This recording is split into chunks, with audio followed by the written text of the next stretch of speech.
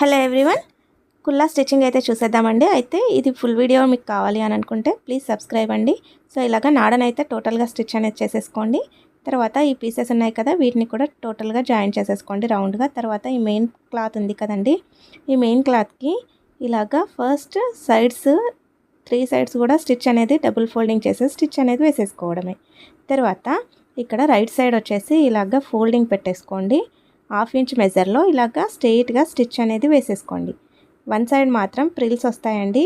So మీరు 1/2 inch మెజర్లో కుచ్చులు అనేవి స్ట్రెయిట్గా పెట్టేసుకుంటూ వెళ్ళండి. మీకు ఇందులో కుచ్చుల్లో వెరైటీస్ కూడా చూపిస్తాను, ప్లీజ్ వాచ్ అండి. ఇలాగ పెట్టేసుకోవడం అయిపోయిన తర్వాత మీరు కింద నాడ మనం స్టిచ్ చేసుకున్నాం కదా, అది పెట్టేసి మనం వేసుకున్న స్టిచ్ పైన స్ట్రెయిట్గా వేసేయండి. తర్వాత ఈ బ్యాక్ సైడ్ కూడా మనం తీసుకున్న పీసెస్ కుచ్చులు పెట్టుకున్న తర్వాత వీటిని జాయింట్ చేసుకుంటూ రండి. ఇంకా కంప్లీట్ అండి. ప్లీజ్ వాచ్ అండి. కుచ్చుల్లో రకాలు కూడా చూపిస్తాను.